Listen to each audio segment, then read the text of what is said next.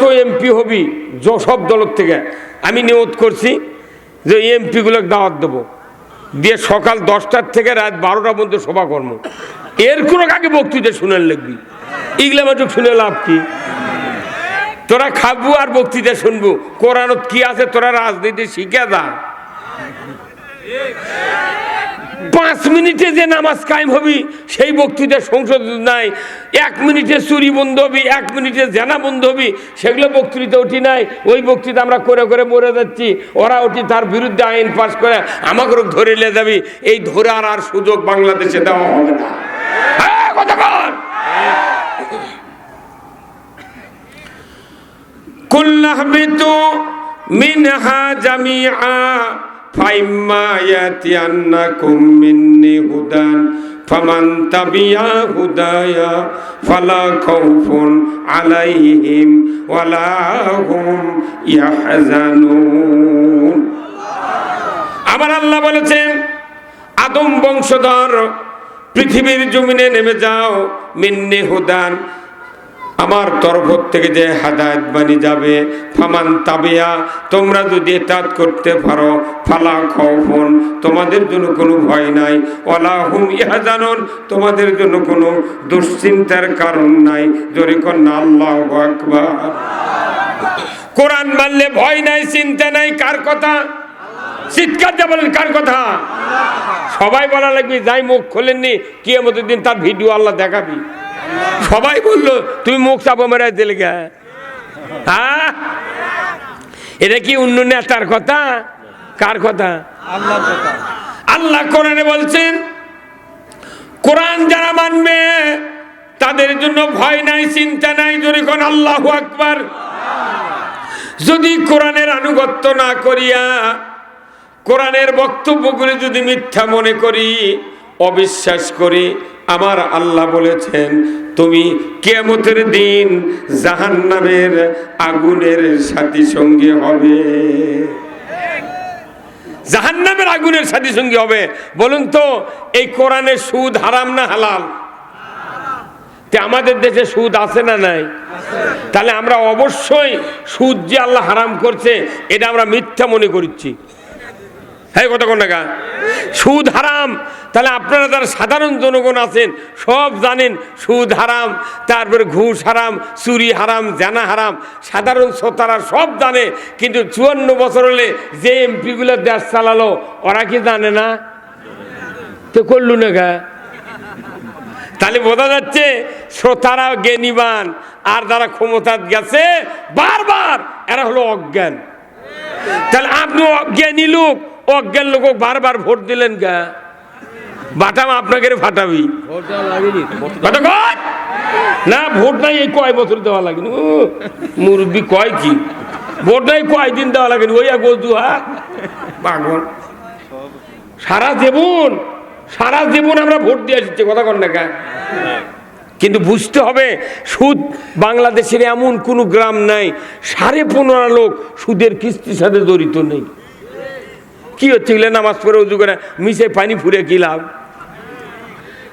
অজু করে যদি কেউ 22 সারে অজু থাকে, রোজা করে দুপুরে ভাত খেলে রোজা থাকে, নামাজ পড়া শুরু করছেন, সূরা ফাতিহা পড়ার পর যদি আপনার বেটা কয় আব্বা উত্তর পাড়ার লতিফ আমাকে গরু খরচ নিয়ে যাচ্ছে, তখন নামাজের মধ্যে থেকে করছেন বাবা লতিফকে একটু দেরি করবার ক, আমি নামাজ পড়ে আসছি, নামাজ থাকবি? তাহলে আপনি নামাজ ভঙ্গের কারণ জানলেন, অজু ভঙ্গের কারণ জানলেন, তারপর রোজা ভঙ্গের কারণ জানলেন। ইমান কবে ভাইসা দা শিলা দেবীর ঘাট দিয়া ইমিন দিয়ে একবার যমুনের চলে গেছে করতা হয়, উঁচু বিমার দিয়ে আসি পাগলা মিগলে বুদ্ধি পাগল মিছে। এদেশে সুদ কিয়ামত পর্যন্ত বাংলাদেশের 18 কোটি মানুষ যদি বক্তা হয়, 18 কোটি মানুষ যদি এমপি হয়, 18 কোটি মানুষ যদি মুফতি হয়, 1 টাকা সুদ হারাম হবে না। যদি ওই সংসদে 151 জন লোক সুদের হারামের পক্ষে হাত না তোলে, ধরবো ঠিক কিনা? আমাকে বক্তৃতা করে করে মানুষ শুনে শুনে হাফসা গেছে, ওই জন্য সবার বেশি মানুষ আর হচ্ছে না। ইসলামের তো সুমহান কিছু পাচ্ছি না। তিতুল যদি মানুষের সামনে বার করা হয় তাও জিভে পানি ওঠে, কেবা আসে না? খালি তিতুলেটি বার করে থাকবি মুখত দি সবার জীবেত পানি আসবি, তাহলে তিতুলের কি অ্যাকশন? আর তার চেয়ে ইসলামের অ্যাকশন কি কম? ইসলামের জন্য মসজিদত গাবাচ্ছি, সবাত গাবাচ্ছি, মিলাদত গাবাচ্ছি, ঈদের মাঠত গাবাচ্ছি, সবটা ইসলামের জন্য আনা অনুপ্রেরণা হচ্ছে না। কারণ কি? ইসলামের যে উপকার এটা বাংলাদেশে আমরা এখনো দেখতে পাই নাই। এত বক্তৃতা করে লাভ কি? এই মসজিদগুলো হচ্ছে না। বাংলাদেশে 26 লক্ষ প্রাইমারি খলপার বেড়া দিয়া কতগুলো প্রাইমারি মঞ্জুর হয়ে গেছে। আর 60 বছর হলে ইবতেদায়ী মাদ্রাসা আছে, 3-4টা সুপার মরে গেছে, তাও বিল তুলবার পারেনি। কত কনে গা? হ্যাঁ, আর হাফিজি মাদ্রাসা, কওমি মাদ্রাসা এরকম কছে তোরা ধান তুলবো, আলু তুলবো, ফেতরা তুলবো, দান খরাত তুলবো আর চালাবো। আর প্রাইমারিতে ভার্সিটি বন্ধ, ওরকো সরকার বেতন দিবি, উপবৃত্তি দিবি, ওরকো বাস দিয়ে নিয়ে দেবি, বাস দিয়ে থুয়ে দেবি, আর তোরা খালি ছায়া চিন্তায় খাবো। এই কত কনে গা? তাহলে যদি ছায়া চিন্তায় খাওয়া লাগে, মাদ্রাসা চালান লাগে, তাহলে এরা 2 বছর চালালো প্রাইমারি থেকে ভার্সিটি পর্যন্ত, এরা আবার 2 বছরের বেতন ওর করুক দিক, তোরা আবার ভিক্ষা করে চালা কাঙ্কা মরদ কেবা কি?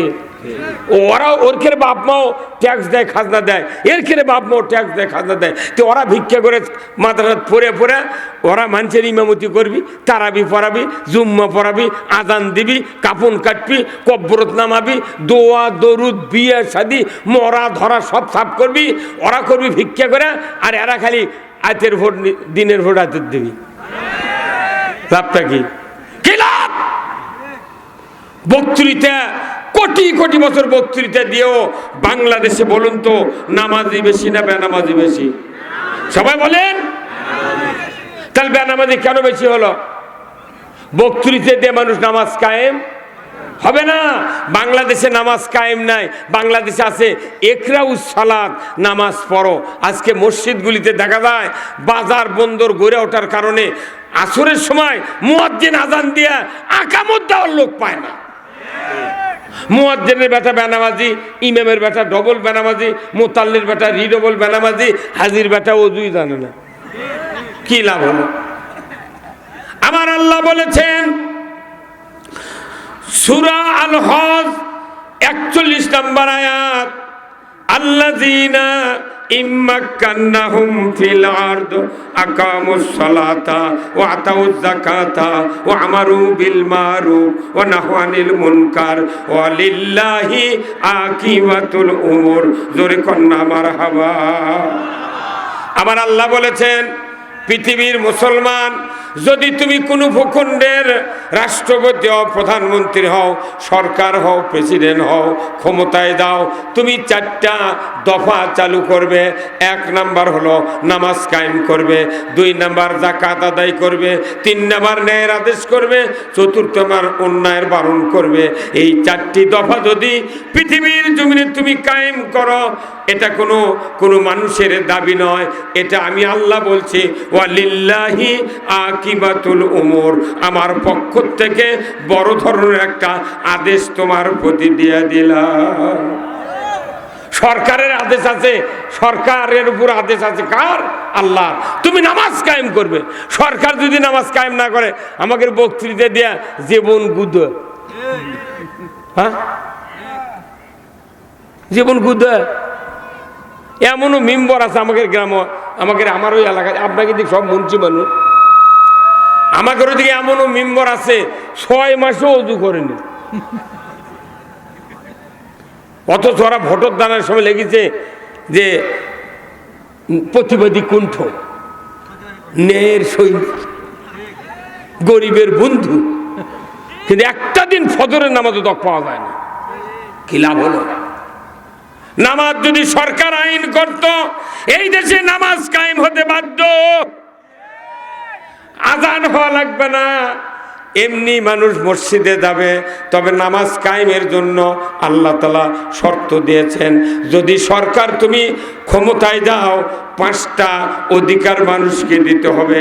1 নম্বর খাদ্য, 2 নম্বর বস্ত্র, 3 নম্বর বাসস্থান, 4 নম্বর শিক্ষা, 5 নম্বর হলো চিকিৎসা। এই 5টা গ্যারান্টি দুনিয়ার কোন সরকার জনগণকে যদি দিয়ে দেয়, ওই দেশে নামাজের বক্তব্য আর দেওয়া লাগবে না, মানুষ খাবে আর মসজিদে যা নামাজ আদায় করবে। পেটের ক্ষুধা নিবারণ নাই। এত বড় আমরা যত দেশের ইতিহাস পড়েছি, যারা হজ করে আসছেন, সৌদি আরব গেছেন, বিভিন্ন দেশ বিদেশে যারা ঘুরতেছেন, এত যানজট পৃথিবীর কোন দেশে নেই। আমাদের দেশে ভ্যান, ইজি বাইক, লসিমুন, করিমুন, ভটভটি, সিএনজি, এই 5 প্রকারের যানবাহনের ঠেলায় টাউন বন্দরে পাও ফালানোর জায়গা নেই। কারণ খালি এই কিছু কষ্ট করে যানবাহন কিনে স্বল্প লোক খালি 2 মুঠ ভাত মুখত দিচ্ছে, তা মোটা মোটা চাউলের। আর এই মানুষের অধিকারের জন্য যারা আমরা নির্বাচনে বারবার ভোট দিচ্ছি, তারা উঠে দেয় ইন্ডিয়ার বাসমতি চাউলের ভাত খাচ্ছে। আর আমাকে না যখন ধান ইরির পাকিচ্ছে, তখন ঢাকার থেকে করছে, এসো হে বৈশাখ খেপে দেয়, ঝরিয়ার সিল্লি আছে, আমাকে ধান শেষ। তখন করছে আল্লাহর মাল আল্লাহ নিয়ে গেছে। হ্যাঁ, কোথায় মুসলমান? নামাজ কায়েম করার জন্য বক্তব্য দিয়ে কাজ হবে না, সরকারের আইন কাজ করতে হবে। আল্লাহ বলছেন, সরকার যদি আইন করে, আজকে ধরেন 5টার সময় বক্তৃতা দিল যে আগামীকাল থেকে এই দেশে নামাজকে আইনের মাধ্যমে ফরজ করা হলো, যে ব্যক্তি 1 ওয়াক্ত নামাজ কাজা করবে, ফেতরা পরিমাণ 120 টাকা জরিমানা, 1 ওয়াক্তের জন্য 2.5 ঘন্টা হাজুত, 6 ওয়াক্ত বেতের ধরে 15 ঘন্টা হাজুত, 1 ওয়াক্তের জন্য 120 টাকা ফেতরা, তাহলে 720 টাকা আপনি এই জরিমানা আপনি ইমাম সাহেব, মুয়াজ্জিন সাহেব, আগামীকাল থেকে যারা নামাজ কাজা করবে তাদের তালিকা শিবগঞ্জ থানার ওসির কাছে দিয়ে দেন। আজান হওয়া লাগবে না, 4:45টায় যে আজান হবি ফজরের, 3টার থেকে বেনামাজির বউ ডাকা শুরু করবি। বাপ মাও ডাকে, বাবা উঠছে 14 থেকে যাওয়ার আশা আছে। হ্যাঁ, মানে যদি জরিমানা ডেলি দিবার পারি 720, তাহলে থাক। 15 ঘন্টা ডেলি হাজুত খেতে পারবো, তাহলে থাক। তখন ওই উঠে উজু করে মুয়াজ্জিনের বাড়িতে ডাকলো, মুয়াজ্জিন সাহেব ওঠেন, মানে হক না ডাকলে তোর নাম তুই দিয়ে দিবি। করছে এই 3টার সময় কেনা, করছে না চলো জুম্মা যা বসে থাকবো। আদান দা লাগলে নেবা না কি ভাই? আরে নামাজের কথা কয় তো আমাদের অপরাধ। নামাজ যাই পড়ি পড়ুন, না পড়ি না, তোমাকে অত মাথার ব্যথা। কিন্তু আমি তো দেখতেছি বাংলাদেশে যদি বেশিরভাগ নামাজি যদি না থাকে, যদি কম যদি থাকে নামাজি, আর বেশিরভাগ হলো বেনামাজি। বলুন তো, আল্লাহ রসুল বলছেন, মান তরাকাস সালাহ ফালাইসা মিন্নি, যে ব্যক্তি নামাজ তরক করলো সে আমার দলভুক্ত নয়, নবী নিজে বলেছেন। তাহলে যত বেনামাজি আছি আমরা, নবীর দলের থেকে বহিষ্কার। এবার 4 লাখ টাকার কুরবানি দিচ্ছে। কি হুজুর, যত বেনামাজি 4 লাখ 2 লাখ টাকার কুরবানি দিচ্ছে, যাই নবীর উম্মতি না, ওই কুরবানি দিয়ে কি করবি ভাই? হ্যাঁ, আবার ওই কুরবানির গোশত মসজিদের ইমামক দিচ্ছে। আমার দেশে শতকরা 14 জন ইমাম কুরবানি দিবার পারে, আর বাদ বাকি দিবার পারে না। ওগুলার গোশত 10 কেজি মিসকিনের ভাগের দিল, আমরা লেদা পলিথিনে দিয়েছি। এখন কচ্ছে হুজুর দোয়া করবেন। তুই কার ভাগের গোশত কাক দিয়ে দোয়া চালু? হ্যাঁ, না, এলে বুঝতে হবে। এই জন্য বক্তৃতা যদি দেই, আগে দেশ ভালো বানাতে হবে। এই যে দেখেন আপনারা কি কি কি জ্ঞানী লোক দেখেন, উক্ত তাফসিরুল কোরআন মাহফিলে আপনারা দলে দলে যোগদান করিয়া 2 জাহানের কামিয়াবি হাসিল করুন। 2 জাহান মানে কি ভাই কন্তরা তাজুল ভাই? এই 2 জাহান মানে দুই জগতের। জাহান মানে জগৎ না, তাহলে 2 জাহানের কামিয়াবি হাসিল করুন। 2 জাহান মানে কি? দুনিয়া এক জগৎ, আখেরাত আর এক জগৎ। কিন্তু আমাদের দেশে হ্যান্ডবেলত লেখে ঠিক, কিন্তু দুনিয়ার বক্তৃতা করবে লাগলে খালি উটুস পাটুস করে। এলে কি বক্তা কেন চিংলে কবিকা, ও খালি কি এমন তার কব বললে থাকবি, দুনিয়া যা হয়। কোনো একদিন এদেশের আকাশে কলেমার পতাকা দুলবে, সেদিন সবাই খোদাই বিধান পেয়ে দুঃখ বেদনা ভুলবে। যত কোরআনে হাদিসে যত বক্তব্য আছে এই বক্তব্যগুলা এই এক লাইনত আল্লাহ সেট করে দিয়েছেন। পৃথিবীর দেশে দেশে যুগে যুগে শতাব্দীর পর শতাব্দী যত দেশে শান্তি কায়েম হয়েছে, মানুষের দুঃখ বেদনা দূর হয়েছে, সেই সেই দেশে আগে কালেমার পতাকা উড্ডীন হয়েছে। জোরে বলুন ঠিক কিনা? আমরা যতই বক্তৃতা করি বক্তার দোষ ধরবি, কিন্তু কাজ হবে না। আসুন না আমরা সেই মসজিদের দিকে যাই। আল্লাহ রসুল মক্কা থেকে মদিনায় হিজরত করলেন। হিজরত করার পর কুবা পল্লীর ভিতরে উনি গেলেন। কুবা পল্লীতে একটি মসজিদ তৈরি করলেন। ওই এলাকার 3 দিন উনি অবস্থান করলেন। অবস্থান করার পর ওখানে একজন ইমাম নিযুক্ত করে দিয়ে উনি ইয়াসরিবের দিকে রাস্তা ধরলেন। জোরে কন্যা সুবহানাল্লাহ। ইয়াসরিবের দিকে রাস্তা ধরলেন। যাইতে যাইতে যাইতে মদিনায় খবর চলে গেল আব্দুল্লাহর বেটা মুহাম্মদ সাল্লাল্লাহু আলাইহি সাল্লাম ইয়াসরিবে আগমন করছেন।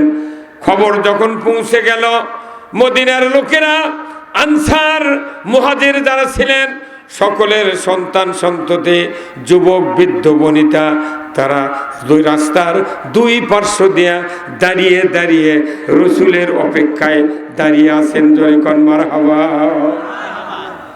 নবীজি হাঁটতে হাঁটতে 270 মাইল পাড়ি দিয়ে যখন মদিনার ইয়াসরিবের ভূখণ্ডে পৌঁছলেন, নবীজি দেখতে পেলেন 2 দিকে 2টি কাতার মানুষ, যুবক কিশোর তারা দাঁড়িয়ে আছে, বৃদ্ধরা পেছনে দাঁড়িয়ে আছে। রসুল মাঝখান দিয়ে হেঁটে হেঁটে ইয়াসরিবের দিকে চলে যাচ্ছেন। আর ওই মদিনার লোকেরা আরবি দিয়ে কাসিদা পাঠ করা শুরু করে দিয়েছে। তলা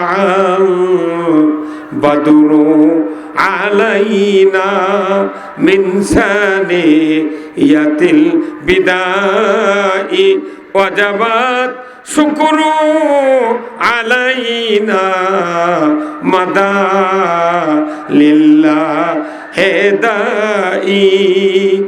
আমার রসুলের শুভাগমনে মদিনার কিশোরেরা, যুবকেরা আরবি দিয়া কাসিদা পাঠ করছে নবীজিকে অভ্যর্থনা জানানোর জন্য।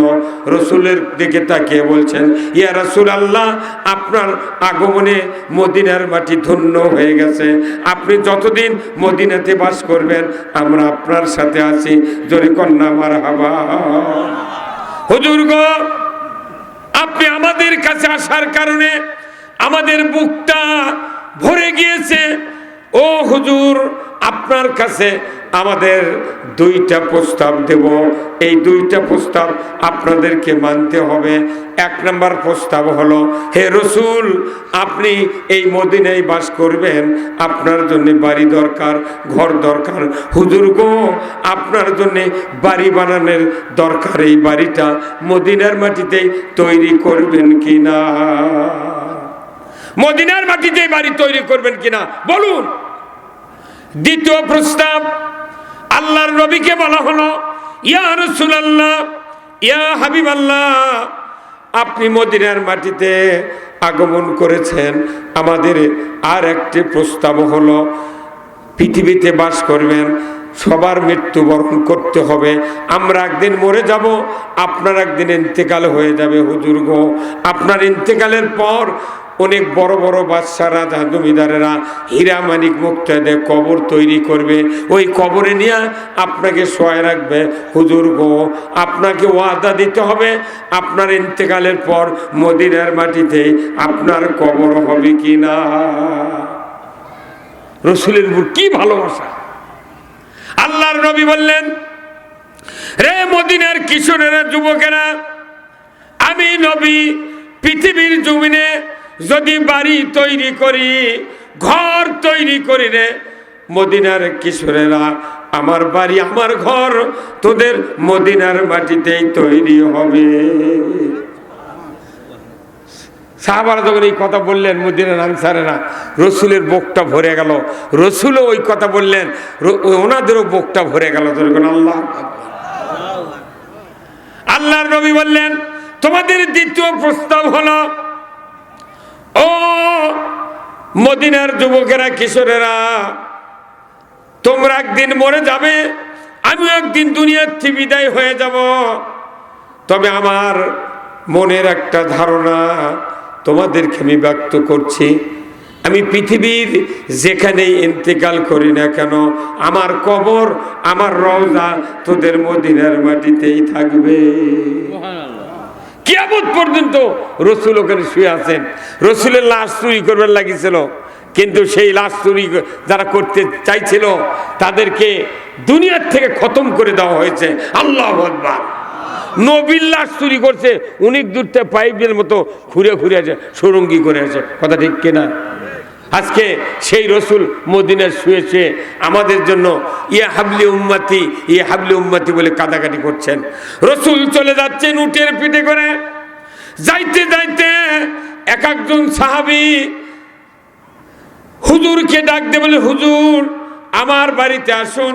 আর একজন বলে, হুজুর আমার বাড়িতে আসুন। রসুল বলেন, না, এটা কোথায় যাবে আমার এখতিয়ারে নাই।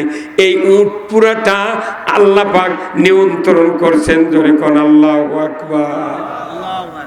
রসুল যে উটের উপর চড়েছিলেন, ওই উটের নিয়ন্ত্রণ কে করছেন? আল্লাহ। উট আল্লাহর কথা শুনলো, আর মানুষ মসজিদে আযান শুনলে ও সরে যায়। এবার কি হ্যাঁ সরে যায়? আল্লাহ নবী বলে, আমাকে বলে লাভ হবে না, এই উট যেখানে যা বসবি সেই জায়গা থেকে আমার থাকার জায়গা তৈরি কর। আল্লাহু আকবার। তা আল্লাহ রসুল চলে যাচ্ছেন উটের পিঠে করে। যাওয়ার পর দেখা গেল যে হযরত আবু আইয়ুব আনসারীর বাড়ির ওখানে বসে গেল। সবাই বুঝতে পারলো যে এক আর ওঠান যাবে না, ওখানে রসুলের শেল্টারের জায়গা হলো। জোরে কোন আল্লাহু আকবার। উনি নাম নেন, ওখানে নাস্তা করলেন। তারপরে বললেন, বাবা আমার একটা আল্লাহর ঘর তৈরি করা লাগবে। হয় রাজাকার কবি, না জঙ্গি কবি, না ইসলাম বিদ্বেষী, না হয় চেতনা বিরোধী। কি কোথায় মুসলমান? এই জন্য আমি অনুরোধ করব, আজকের এই কোরআনের মাহফিলে শেষ পর্যন্ত আপনারা থাকবেন। কারা কারা দুহাত তুলে আল্লাহকে দেখান। নারায়ে তাকবীর, নারায়ে তাকবীর। আল কোরআনের আলো, আল কোরআনের আলো, কোরআন হাদিস যেখানে, দুনিয়ার মুসলিম, বাংলার মুসলিম, বগুড়ার মুসলিম, শিবগঞ্জের মুসলিম, মোকামতলার মুসলিম, লস্করপুরের মুসলিম, লিল্লাহে তাকবীর। আলহামদুলিল্লাহ। এতক্ষণকে বোঝা গেল যে শোভা হচ্ছে। কতক্ষণ টাকা এই বাংলাদেশের নামাজের বক্তৃতা শোনেননি, রোজার বক্তৃতা শোনেননি এমন কোন মানুষ আছে? হ্যাঁ, সব বক্তৃতা শুনেছেন। যেটা শোনেননি সেই বক্তৃতা আজ হবি। কতক্ষণ? আজকের মাহফিলের সম্মানিত বরেণ্য অতিথি জনাব মোহাম্মদ আনিসুর রহমান, পরিচালক, ইন্ডিপেন্ডেন্ট জেনারেল হসপিটাল বগুড়া, জনাব মোহাম্মদ রবিউল ইসলাম, বিশিষ্ট ব্যবসায়ী, গণেশপুর মোকামতলা, জনাব মোহাম্মদ খালিদ হাসান, সভাপতি মোকামতলা মডেল প্রেস ক্লাব। এই তিন ভাইকে আল্লাহ দিনের জন্য কবুল করুক। একজনকে আল্লাহ তাআলা উমারের মতো দান করুক যোগ্যতা, বলুন আমিন। আমন্ত্রিত অতিথি অনেকগুলি। আজকের মাহফিলের মেহমান বৃন্দ হযরত মাওলানা হাফেজ আলহাজ আহমদুল্লাহ সিদ্দিকী, প্রতিষ্ঠা পরিচালক, ফয়জুল উলুম কওমি মাদ্রাসা, কাগইল, গাবতলী, বগুড়া। আল্লাহ ভাইজানকে ইসলাম বিজয়ের জন্য কথা বলার তৌফিক দান করুক, বলুন আমিন। আজকের মাহফিলের সম্মানিত স্থানীয় ওলামায়ে কেরামগণ, মঞ্চে বসা সুধীবৃন্দ, সামনে বসা মুরব্বিনে কেরাম, হাজী সাহেবগণ, বিভিন্ন মসজিদের ইমাম, মুয়াজ্জিন, মুক্তাদি সহ বিভিন্ন রাজনৈতিক দলের নেতৃবৃন্দ, যুবক ভাইরা, প্রাইমারি, মাদ্রাসা, হাই স্কুল, কলেজ, বিশ্ববিদ্যালয়ের শিক্ষক মহোদয়গণ, ছাত্র ভাইরা, কচি কাচারা, পর্দার অন্তরালে হাজারো মা বোনেরা এবং আজকের এই মাহফিলের প্রচার মিডিয়ার সম্মানিত মাইকালা এবং ভিডিওম্যান ভাইরা, সবার প্রতি আমার সালাম। আসসালামু আলাইকুম ওয়া রাহমাতুল্লাহি ওয়া বারাকাতুহু। কেমন আছেন আপনারা? আছি ভাই, আলহামদুলিল্লাহ। আমরা এমন এক নবীর উম্মত, যে নবীর চরিত্র আল্লাহ নিজে সার্টিফাই করেছেন, যখন আল্লাহ, আমরা এমন একজন নবীর উম্মত, সেই নবী পৃথিবীর দ্বিতীয় মসজিদ, মসজিদে নববী, তার যোগ্য ইমাম ছিলেন, বলুন ঠিক কিনা? তিনি এমন একজন নবী আমরা পেয়েছি আল্লাহর রহমতে। সেই নবী ছিলেন পৃথিবীর সেরা শাসক, যখন আল্লাহু আকবার। একই নবী, একমাত্র নবী আমাদের, তেনার এতগুলি গুণ আছে।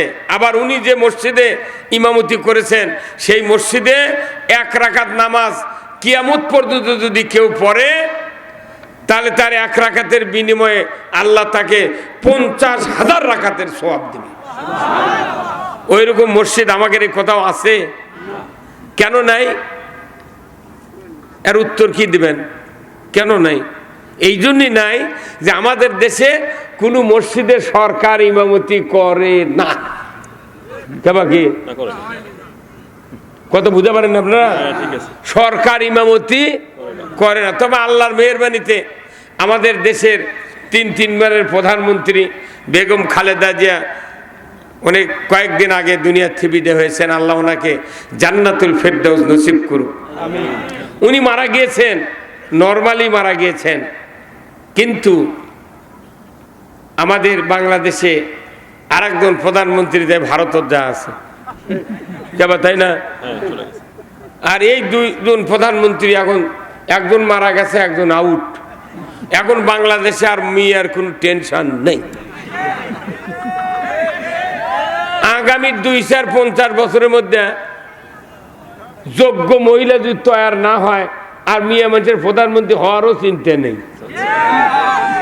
যদি বিএনপি ক্ষমতার যায় তাহলে তারেক রহমান, আর জামাত যদি ক্ষমতার যায় শফিকুর রহমান। রহমান থাকবি, মরদ মানুষ থাকবি। কত ঘন্টা আল্লাহ আপাতত আমাকে বাঁচালো। কথা কন ভাই, কন না?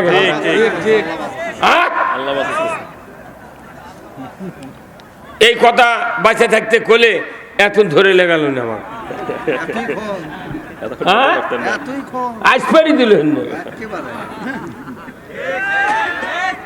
তাহলে আল্লাহ রসুল এমন নবী ছিলেন, এমন শাসক ছিলেন, এমন ইমাম ছিলেন। আল্লাহ রসুল যেখানে শুয়ে আছেন, হযরতে আয়েশা সিদ্দিকার হুজরাখানাত, নবীদের যেখানে মৃত্যু হয়, যেখানে ইন্তেকাল হয়, ওই জায়গাতে তাদেরকে দাফন করা হয়। আল্লাহু আকবার। তো উনি আয়েশা সিদ্দিকের সাথে যে হুজরাখানায় বসবাস করতেন, ওখান থেকে মসজিদে নববীর মেহরাব হলো 22 ফিট। কয় ফিট? 22 ফিট। আর 11 ফিট চওড়া। আল্লাহ রাসূল ওই দিক দিয়ে হেঁটে আসার কারণে, খুতবা দেওয়ার কারণে, সরকারের পদধূলির বিনিময়ে ওই জায়গাটা কিয়ামত পর্যন্ত আল্লাহ রিয়াজুল জান্নাতে পরিণত করে দিয়েছেন। ইমাম হেঁটে যাচ্ছে, সরকার হেঁটে যাচ্ছে, জান্নাত করছে কে?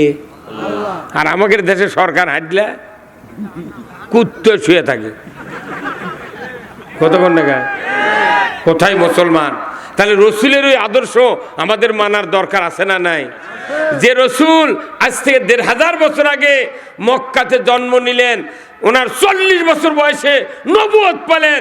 গারে হীরা, জাবালে নূর, 2500 ফিট উঁচু পাহাড়। এই পাহাড়ের গুহায় ওনার উপরে প্রথম সূরা আলাকের 5টা আয়াত নাযিল করা হলো। ধরে কোন আল্লাহু আকবার। তারই 1 নম্বর আয়াত হলো ইকরা বিসমি রব্বিকাল্লাযী খলাক, জোরে কোন আল্লাহু আকবার। প্রথম আয়াতটাই হলো মুহাম্মদ পড়ুন সৃষ্টিকর্তা রবের নামে।